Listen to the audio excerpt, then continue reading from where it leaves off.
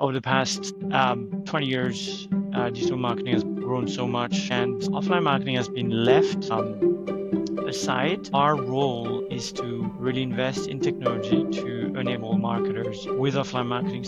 You could go to work and find someone in the street distributing flyers. You could come back from work, get in your mailbox and find a little flyer there. You would, in the train, you would see a little billboard. And our role is to enables big companies to use offline marketing in the real world to acquire customers, do some brand awareness, and we retarget as well. Want to attract and convert more leads? Want to learn how digital PR, branding, and SEO can establish and build your brand identity? Welcome to the Market Movers Building Brands and Links with Linkify podcast. We answer these questions and help you ramp up your brand visibility and credibility. Let's cut through the noise and make your business the talk of the town. We're your hosts, Nick and Chris. Let's get this show on the road. Welcome to today's show. I'm really excited to be joined by Arthur Favier, founder and CEO of Oppizi, a fast-scaling offline marketing platform that's helping major global brands like Uber, TikTok, and DoorDash reach customers in the actual real world with a data-driven twist. Welcome to the show, Arthur. Thanks for having me, guys. It's great to have you on. I think to start, why don't you tell us what Oppizi does and how you came up with this concept? So as Chris mentioned, we're enabling marketers with offline marketing. So over the past 20 years, digital marketing has grown so much and offline marketing has been left aside. And our role is to really invest in technology to enable marketers with offline marketing. So what does that mean, offline marketing? Well, anything that is not digital, guys. So that means like direct mail, ring, social media, digital out of home, everything that is impacting every day, everyone in the real world. So you could go to work and find someone in the street distributing flyers. You could come back from work, get in your mailbox and find a little flyer there. You would, in the train, you would see a little billboard. Then that's what we do. And the day you receive like an Amazon package or Carter's package, you would have like a little cards from an advertisers. And our role is to enable big companies, like you mentioned, TikTok, DoorDash, Uber, and so on, across different countries, mainly in the US, but we have like 12 operating countries, and enable them to have their brand and use offline marketing in the real world to acquire customers, do some brand awareness, and we can retarget as well. That is awesome. And I've been really excited about this podcast because we do digital all day, every day.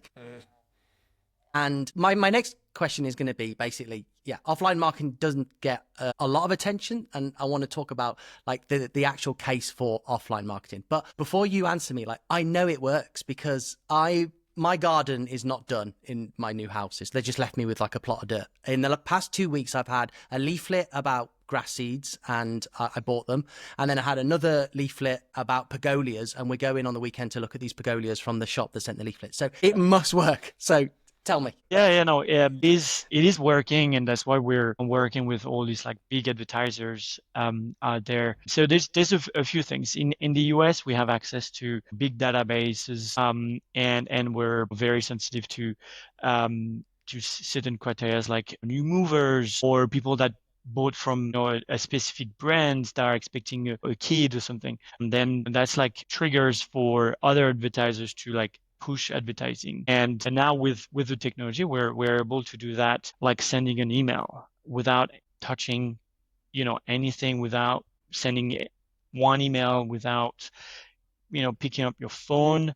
It's really easy. We have like APIs that integrates directly from the CRM of the advertisers to the printers, going through, all the steps in between, and then it is delivered to the national post, whether we're talking about USPS for the US or any other national post across the world. So that's for direct mail. And then if you want to go like a little bit more specific, have like a different approach, more like a personalized approach, then you would use flyering. And you can combine. That's the beauty of offline marketing. It can be combined. Different strategies can be combined at the same time.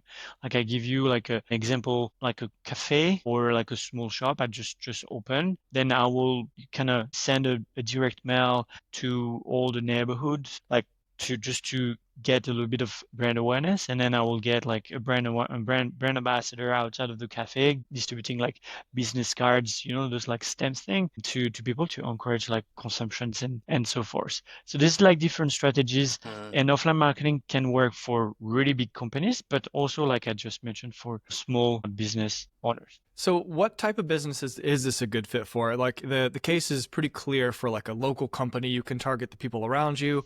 For some of these big things you mentioned, like I think you mentioned a delivery service where everyone is their potential audience. That's a good fit as well.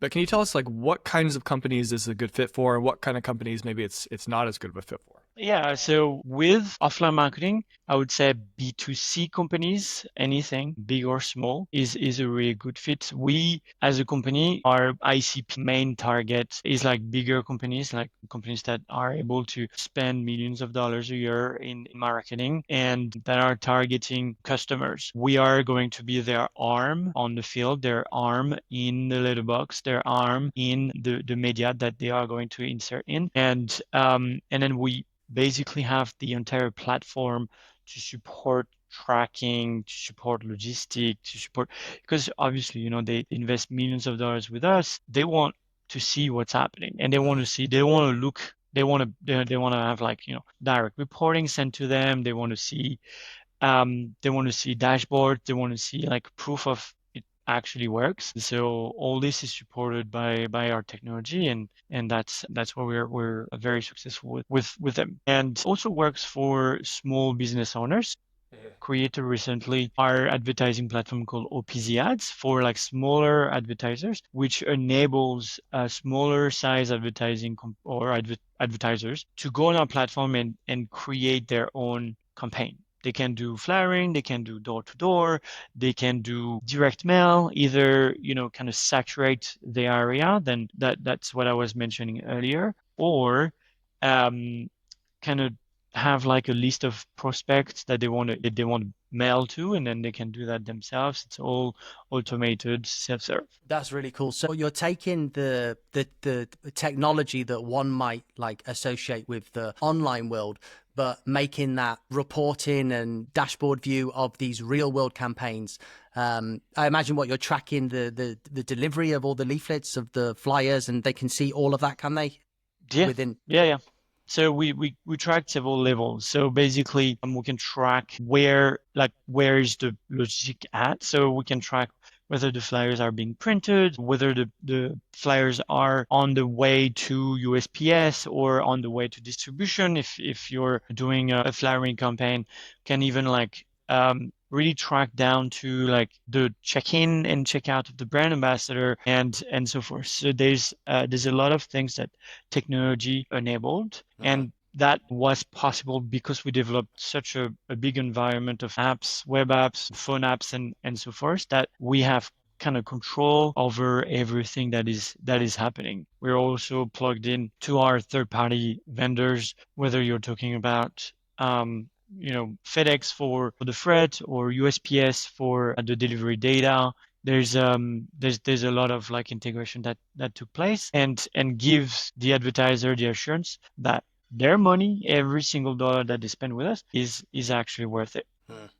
Now, what kind of things kind of data points can you target? So let's say you make products for dogs, for example. Is there a way to actually find and only send out to people who you know for sure are dog owners? Like how Yeah, targeted can absolutely. you get with the data? Yeah, absolutely.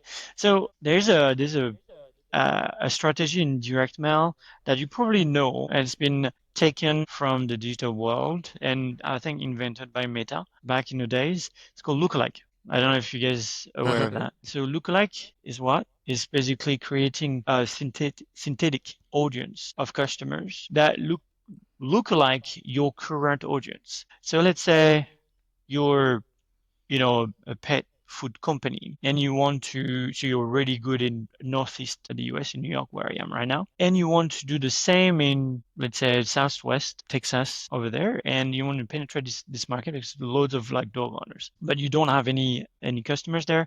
So what we're going to do, we're going to take a sample of your best customers, okay, the ones that are the most loyal, the ones that, been here for a long time. And then we are going to ingest this list of customers and match them with basically the entire list of customers, I mean, American customers, and we'll have like all the attributes that is part of this like big database. And we'll tell the database, okay, found the same customers in San Antonio, Texas, Houston, and Dallas. And basically, like, will or models will actually create a synthetic, like a new list of customers that look like the same as you provided.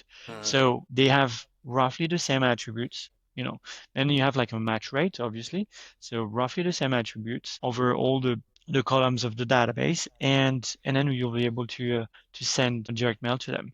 But another strategy would be just to show up with a brand ambassador in a dog park and then hand out flyers to them, like you have like different layers of penetration you can really like emphasize on the brand and have like brand recalls at different level, which is exceptional. I'm seeing a lot of stuff across social media, certainly over the past couple of weeks, in terms of like the success rate of Facebook retargeting ads because of the degradation of cookies. People are saying that they're just not working. You just can't retarget in the same way that you could. I'm intrigued to know if the data that you have for these offline targeted and retargeted campaigns is possibly now in a better position than the data which they're able to get online. It's very much possible. This data is is held with like Experian and stuff like that. And you're American, you know what I'm talking about. It's basically Experian has the database of like all the Americans, all the people in America, and obviously they sell this data to advertisers, and that's how it works. It's basically they have like this big data conglomerates have like bought data from different third-party vendors and have that into one database and is constantly updated with the most recent data, and we're able to like really target very well. They have access to the credit card data, so we know, like, they know where you buy, what you buy, like their intent.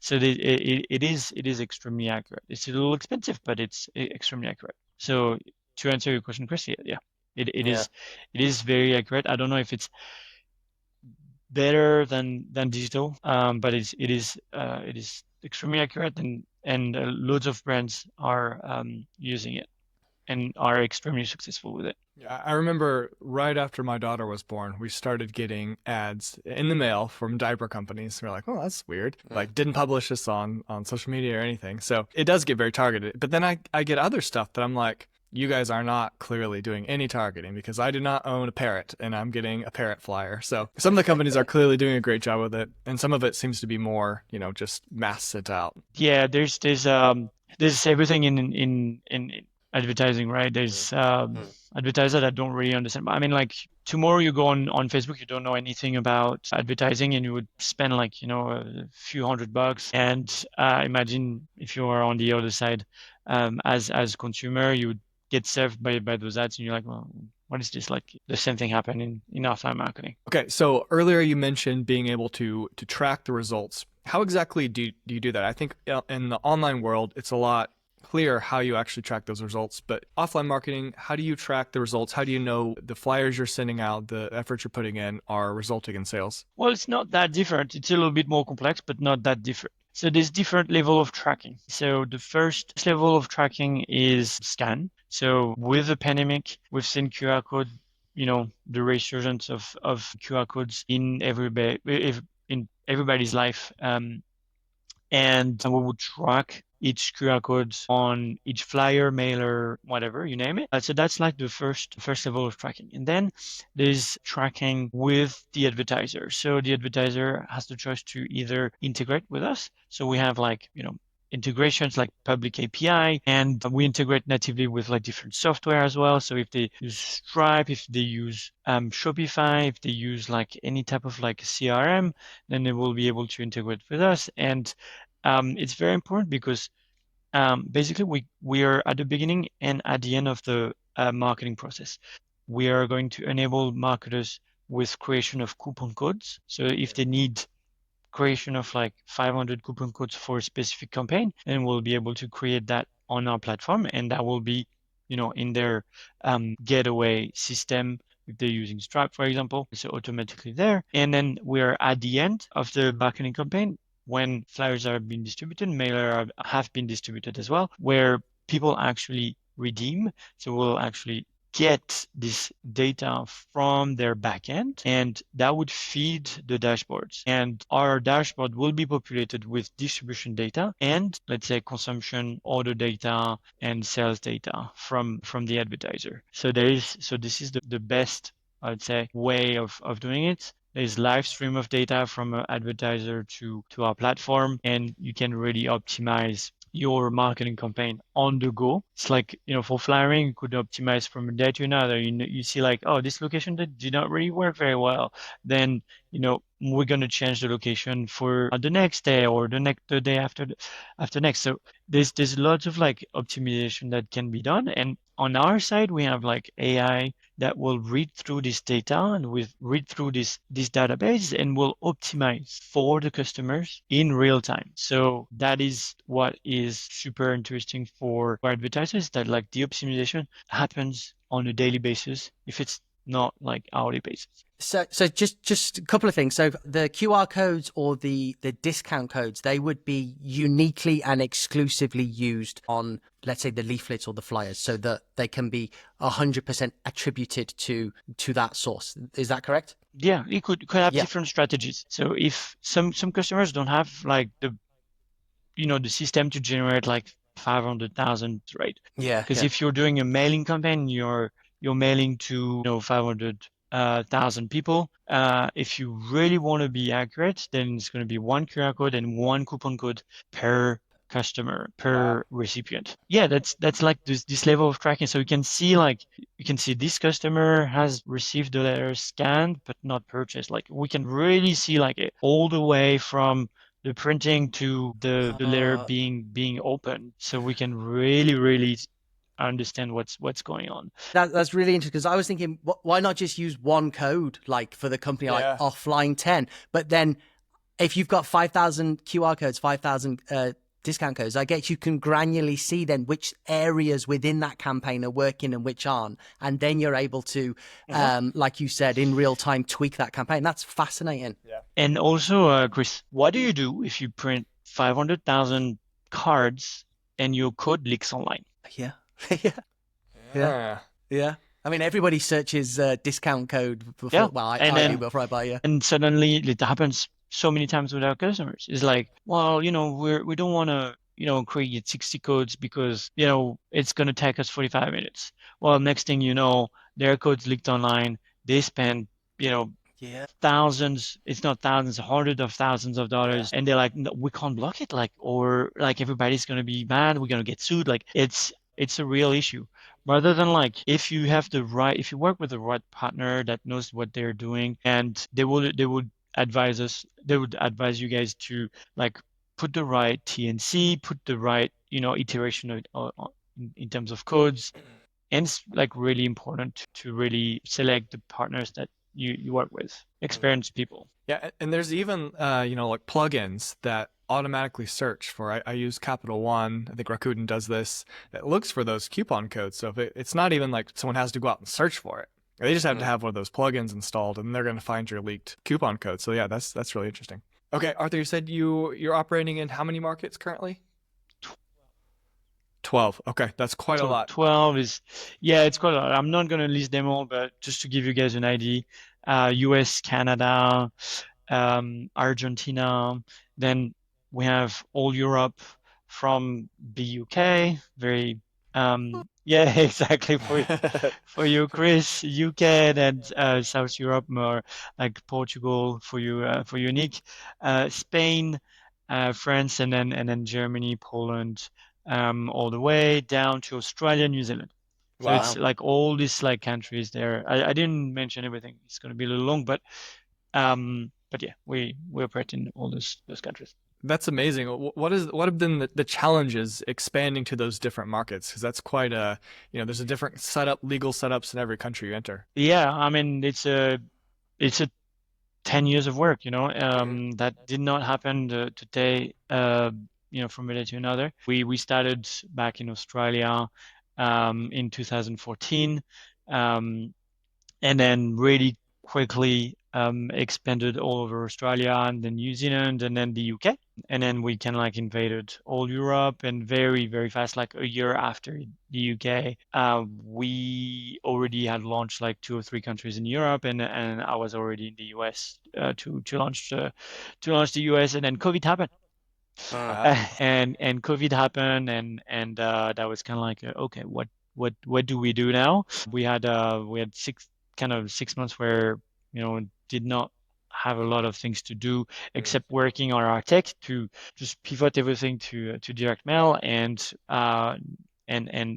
we pivoted everything to direct mail, and we had like an amazing like second half of 2020. That's awesome. So that you took that opportunity where we were all sat around in our pants to pivot and get ready for what I imagine was, a pretty sharp uptick once people started getting let out, was it? Right. I mean, obviously flaring got impacted like super, super early in pandemic. So like all the clients were like, oh, well, we don't know what's going on. And then budget were frozen, and they're like, wow, everybody's home. Like we should 100% do like direct mail. And then direct mail was enabled, and that's what Nice. that's where we really dove at the time, um, and learn a lot about direct mail, and basically build our own technology since. It's good that that timing worked out. It was, devastating for a lot of companies, and a lot of other companies, they took the time to figure out the next move and came out stronger. So that's good to see. Okay, Arthur, as we come to the end of this talk, we can't have a conversation on marketing without mentioning AI. So how is AI impacting offline marketing? What are your predictions for the next couple of years? Yeah, so it's great question, Nick. Well, big impact of AI. Obviously, everybody talks about it. There's a lot of like companies that create really cool stuff, agents, calling agents and stuff. So I'll give you like a few examples. First, AI has been, I mean, AI or models or machine learning models have been in data since back in the days, like probably 10 years ago. So it's not new. And so that's for direct mail, these like lookalike data models that will, kind of identify what customers are going to be the same as your current database, but in another market. So there's this, and that has been the case for a long time. But now we get to a phase, for example, for flyering, we would like literally integrate with AI agent that will call our prospect brand ambassador to move them along the pipeline, the recruitment pipeline. So they would call them if they're stuck somewhere in the pipeline, they will receive a call from an AI, and the AI has been trained to like unstuck people, to like let them know what to do, what to say, get them unstuck inside the recruitment pipeline. And so that's like the first like application or use case of those agents. And what we're working on right now is even more interesting. Is we have like contractors or brand ambassador active on our platform, not active but inactive, so like not really working. So we would like call them and say, hey, like